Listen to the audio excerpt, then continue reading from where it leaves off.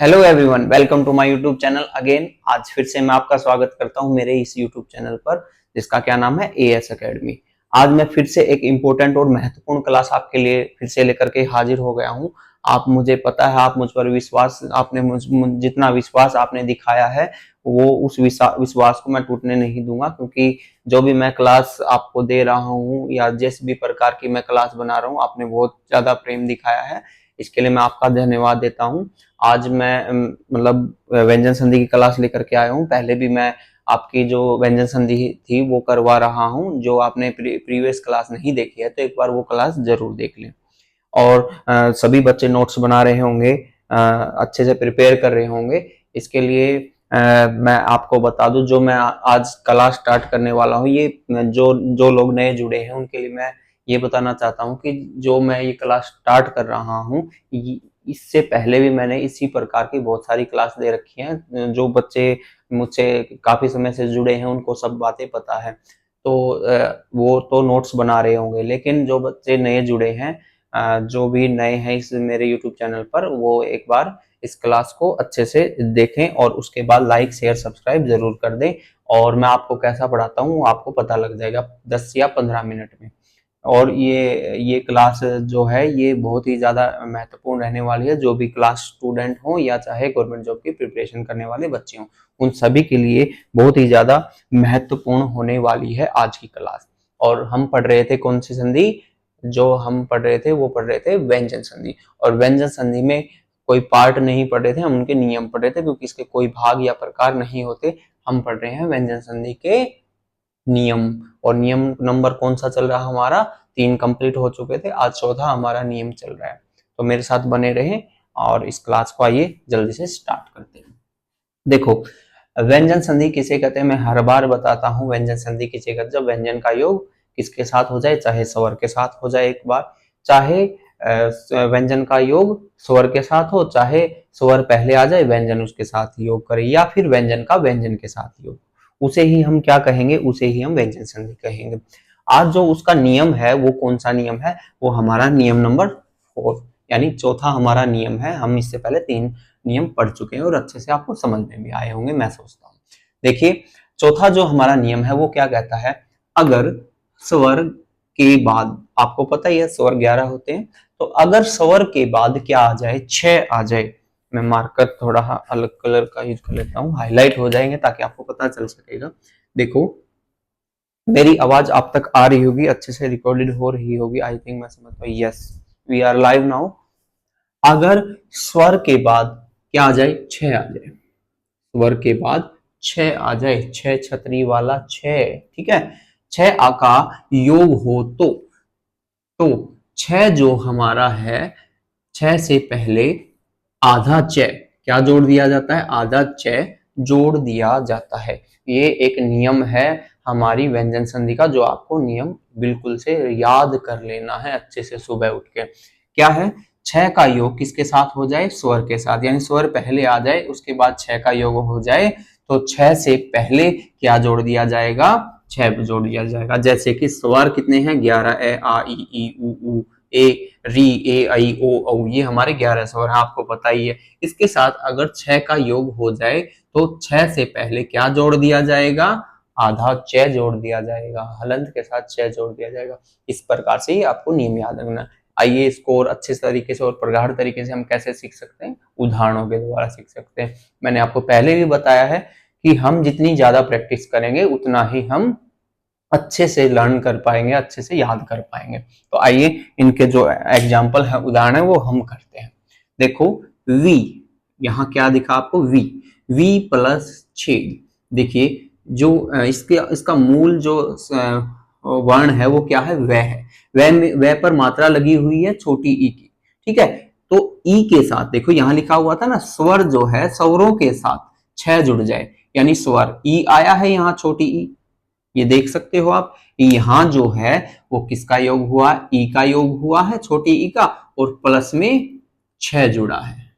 तो यही तो हमारा नियम कह रहा था कि स्वर के साथ, किसी भी स्वर के साथ 6 जुड़ जाए तो 6 जो है उससे पहले च हमारा व्यंजन जुड़ जाता है। तो हम इसको सोल्व करेंगे। तो कैसे सोल्व करेंगे अच्छे से देखिए, v का v लिखा मैंने, v का v लिखा। अब 6 है, इससे पहले हमें 6 जोड़ना है, सिर्फ 6 जोड़ दिया और छेद का, ये देखो छेद का छेद लिख दिया। तो इस प्रकार से ये हमारा क्या आ जाएगा, विच्छेद आ जाएगा। देखो कितना इंपॉर्टेंट नियम है और कितने ही एग्जाम में भर भर के पूछा गया है। आपको मैं फिर कहता हूं, अगर आप ये क्लास बिना स्किप किए हुए, चाहे आप 2x पर देखें, चाहे आप धीरे देखें, लेकिन ये देखनी जरूर है, आप अच्छे से समझ पाओगे इसको। तो आगे देखिए, मुझे लगता है यहां तक आपको समझ में आया होगा। इसी प्रकार से आगे देखिए, अनु प्लस छेद। देखिए हम अनुच्छेद पढ़ते हैं ना, अनुच्छेद, तो उसी प्रकार से हाँ, अनुच्छेद हमें लिखना आता है, लेकिन अनुच्छेद किस प्रकार से बना है, वो इस नियम से बना है, क्योंकि उ के बाद 6 आ रहा है, यानी स्वर के बाद 6 आ रहा है, तो जो उ है, जो 6 है, उससे पहले 6 जोड़ दिया जाता है। यही तो हमारा नियम था। तो हमने क्या किया, ए लिखा, जो नु का नु लिखा, ए नु, अनु, अनु सेम लिखा, लेकिन 6 से पहले हम 6 जोड़ देंगे, सिर्फ छेद। और क्यों जुड़ा ये आपको पता है, क्योंकि अगर उ यानी स्वर के बाद 6 आ जाए तो 6 से पहले 6 जोड़ दिया जाता है। देखो 6 से पहले मैंने 6 जोड़ दिया। देखिए ध्यान से, बहुत ज्यादा इंपॉर्टेंट है आपके दृष्टिकोण से, एग्जाम के दृष्टिकोण से बहुत ज्यादा इंपॉर्टेंट नियम है ये, मैं आपको फिर से बता रहा हूं। आगे देखिए, परि प्लस छेद। अब देखिए परिच्छेद, जो परिच्छेद है, यहां क्या आ रहा है, ई की मात्रा, क्या आ रहा है, ई, कौन सी मात्रा, छोटी ई की, और प्लस में 6। फिर से देखिए, छोटी ई यानी स्वर है, स्वर के साथ 6 आ गया। अब 6 आ गया तो ई से पहले यहां क्या जोड़ दिया जाएगा, आधा 6 जोड़ दिया जाएगा। यानी मैंने परी का परी लिखा, 6 से पहले 6 जोड़ दिया, और छेद जो हमारा लिखा हुआ वो छेद का छेद लिख दिया। तो इस प्रकार से परिच्छेद हमारा आ गया। आई थिंक, मैं समझता हूं आपको बहुत अच्छे से समझ में आ रहे होंगे। आगे देखिए, स्व प्लस छंद। देखो वह में से देखो जितने भी व्यंजन है उनमें क्या जुड़ा होता है, स्वर जुड़ा होता है। जो व्यंजन है वो स्वरों की सहायता से बोले जाते हैं, आपको पता है, वो बिना स्वर यानी बिना स्वरों की सहायता, मतलब स्वतंत्र रूप से उच्चारित नहीं होते, इसलिए वो क्या होते हैं, व्यंजन होते हैं। तो जो वह है, वह में क्या जुड़ा हुआ है, ए जुड़ा हुआ है। यहाँ देखिए वह में क्या जुड़ा हुआ है, ए जुड़ा हुआ है, और साथ में 6 जुड़ गया, यानी स्वर के साथ अगर 6 जुड़ जाए तो 6 से पहले क्या आ जाता है, 6 जोड़ दिया जाता है। तो मैं यहाँ क्या लिखूंगा, स्व का स्व लिखा, इधर देखिए ध्यान से, यहाँ स्व का स्व लिखा, ठीक है। 6 से पहले मैं क्या जोड़ूंगा, 6 जोड़ूंगा, 6 जोड़ दिया, और 6 का 6 लिखा, और दे का दे लिखा। इस प्रकार से स्वच्छंद आया समझ में। आगे देखिए, ये तो पहले से ही स्वर है, तो स्वर हमें निकालने की आवश्यकता नहीं है। हाँ 6 आ गया, तो 6 से पहले क्या जोड़ दिया जाएगा, 6 जोड़ दिया जाएगा। मैंने लिखा आ, 6 से पहले मैंने जोड़ दिया च और छा दन। अब इसको हम क्या पढ़ेंगे, आच्छादन। क्या पढ़ेंगे, आच्छादन। देखो कितना महत्वपूर्ण नियम है, अगर आप इसको अच्छे से देख लेते हो क्लास को, तो आपके लिए बहुत ज्यादा बेनिफिट मिलने वाला है आपको। आगे है वृक्ष। मैंने जितने भी संयुक्त अक्षर हैं उनका वर्ण विच्छेद भी करके बताया हुआ है। तो क्ष में क्या जुड़ा हुआ है, ए भी जुड़ा हुआ है लास्ट में, कै आधा, आधा कै प्लस श प्लस ए। इस प्रकार से इसका वर्ण विच्छेद होगा। और ए इसमें से जुड़ा हुआ है, ए के साथ क्या आ गया, छाया, यानी 6 जुड़ गया, तो 6 से पहले क्या आ जाएगा, 6 जुड़ जाएगा। वृक्ष का वृक्ष लिखा मैंने, और इस 6 से पहले 6 जोड़ दिया, और छाया का छाया, वृक्ष छाया, क्या लिखा, वृक्ष छाया। समझ में आया। इस प्रकार से आप इजीली अपने एग्जाम में इसको सोल्व कर सकते हो, कितनी आसान है। देखो ये हमारा नियम था, अगर 6 से पहले स्वर 6 से पहले कोई भी स्वर आ जाए तो उससे पहले 6 जोड़ दिया जाता है, कितना आसान था। आगे देखिए, हमारा 5वां नियम है, इससे नेक्स्ट आई थिंक मैं समझता हूँ कि चौथा नियम आपको अच्छे से और गहराई से समझ में आया होगा। अगर इससे रिलेटेड आपको और ज्यादा एग्जाम्पल चाहिए तो एक बार जरूर कमेंट करें। आगे देखिए, यदि री, रे और शे के बाद न व्यंजन आता है। क्या आता है? री, यहां लिखता हूं मैं री, श व रे। री, श, री मूर्धन्यस्कार और रे के बाद, री, श और रे के बाद क्या जोड़ दिया जाए? अगर न जोड़ दिया जाए तो अगर ये उसमें संधि विच्छेद जो होता है, संधि करते हैं, तो उसमें न के स्थान पर क्या आ जाता है? अणय आ जाता है। ये आपको याद रखना है, ये नियम है हमारा। तो आइए इसको सोल्व करते हैं। देखिए परी, यहाँ की क्या लिखा हुआ है? परी। तो परी जो है वो क्या है? देखिए री की मात्रा आई, यहां मान है, तो इसमें अगर हम सोल्व करेंगे, रे आ रहा है या यहाँ मूल जो वर्ण है वो क्या है? रे है। तो हमने देखा कि यहाँ न से पहले रे आ रहा है, तो हम क्या करेंगे? इसमें इस न को अणय में बदल देंगे। देखिए ध्यान से देखिए, अगर एक समझ में आया तो सारे कर पाओगे आप अच्छे से। मैंने लिखा परी का परी, ठीक है, माँ का माँ, और न जो है हमारा अणय में बदल गया। तो हम इस प्रकार से परिमाण लिखते हैं। समझ में आया? परिमाण लिखते हैं। परी प्लस नाम, फिर से वही परी का परी लिखा और ना और मैं जो है वो अणय में बदल जाएगा। परिणाम।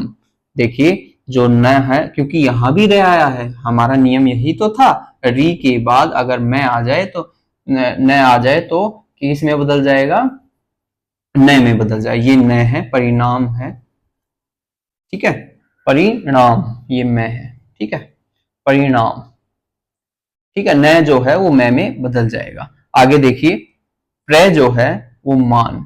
देखिए प्र जो लिखा मैंने, प्र का प्र लिखा सेम, ठीक है, मान का मान, मान जो लिखेंगे वो मान लिखेंगे, प्रमाण हो जाएगा ये, क्योंकि इससे पहले रे आया है, प्र के नीचे जो पदेन रे की मात्रा है वो आई है, ठीक है, इसलिए ये अणय में बदल गया। आगे देखिए ऋण, ऋण नहीं लिखते हम, ऋण लिखते हैं, है ना, कर्ज लिखते हैं जो ऋण होता है। ये जो ऋण है वो किस प्रकार से आया है? क्योंकि न से पहले क्या जोड़ दिया गया? री जोड़ दिया गया, और हमारा नियम यही था कि न से पहले री आ जाए, शे आ जाए या रे आ जाए तो ये अणय में बदल जाता है, इसलिए ये जो न था ये अणय में बदल गया, इसलिए हम इसको पढ़ेंगे ऋण। आया समझ में? आगे देखिए राम प्लस अयन, मैंने लिखा राम, यहां क्या कौन सी संधि हो जाएगी हमारी? अगर इसके दृष्टिकोण से देखें तो देखो एग्जाम में हमें ये देखना होता है कि कौन सी संधि दी हुई होती है। इसमें वैसे हमारी कौन सी संधि भी लगती है? इसमें हमारी क्या बोलते हैं उसको? स्वर संधि भी लगती है। स्वर संधि का दीर्घ रूप भी आ जाता है। राम मां में ए और ए मिलने से आ का योग होता है, वो दीर्घ संधि होती है।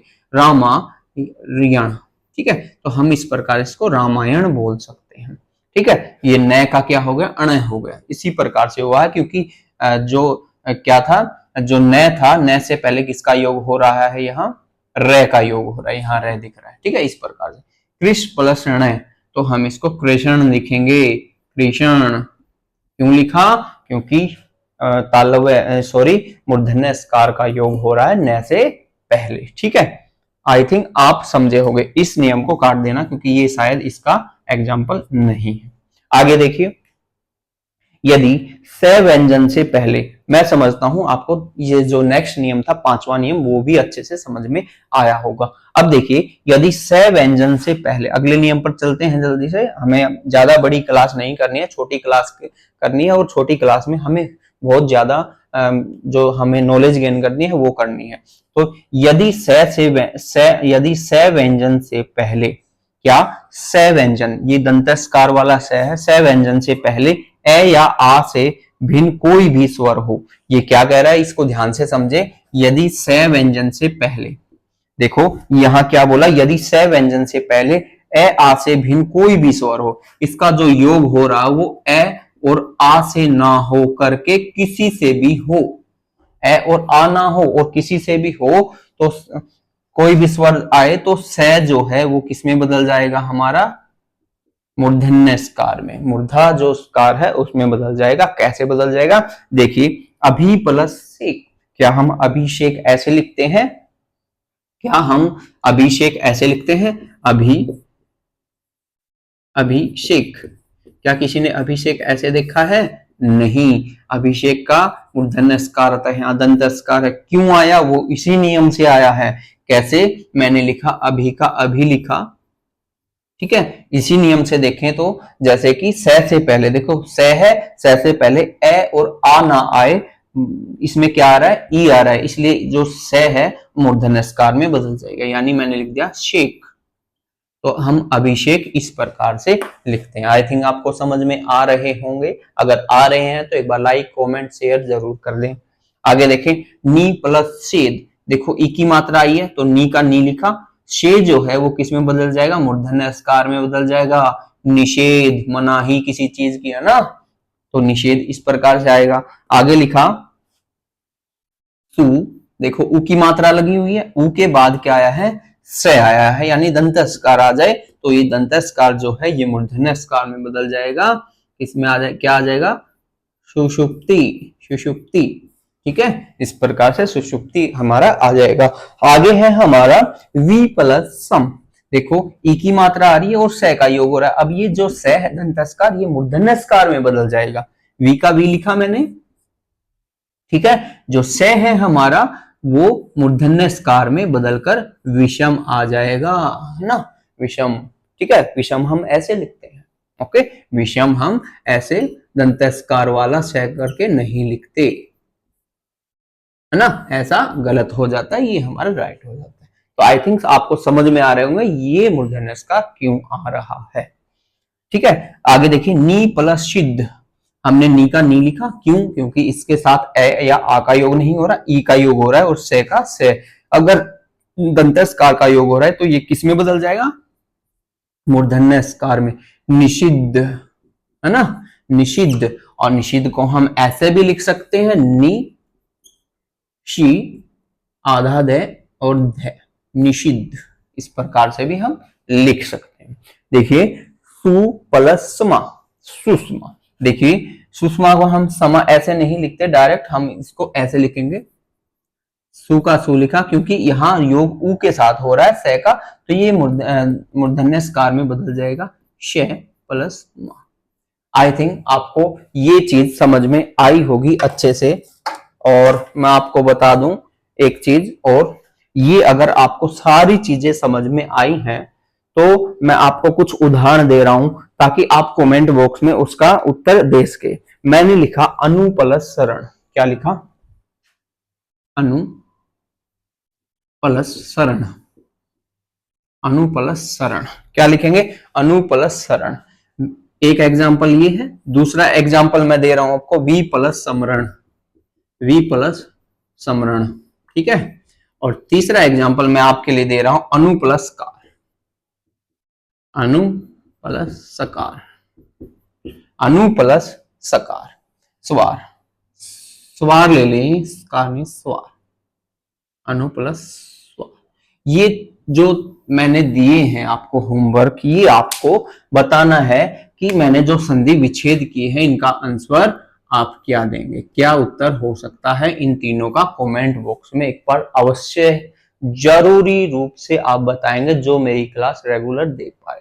देखिए जो यहां तक पहुंचा है इस क्लास के एंड तक, उसको पता चल गया कि ये नियम कितने इंपॉर्टेंट हैं। और बहुत सारे ऐसे ये जितने भी मैंने एग्जाम्पल लिए, हर किसी ना किसी कोई ना कोई एग्जाम में अवश्य रूप से जरूर किसी ना किसी एग्जाम में आए हुए हैं। और एक एग्जाम में नहीं आए हैं, बहुत सारे एग्जाम में आए हैं। मैंने वहीं से ये आपके उदाहरण उठाए हुए हैं। तो एक बार ये आप करें और इसके साथ साथ रिवीजन करें, इनको बार बार प्रैक्टिस करें। इनकी बहुत सारी जो आप कोई भी बुक ले सकते हैं, वहां से आप इनको उदाहरणों के रूप में अटेम्प्ट कर सकते हैं ना अच्छे से, और वहां से आप इसकी अच्छी तैयारी कर सकते हैं।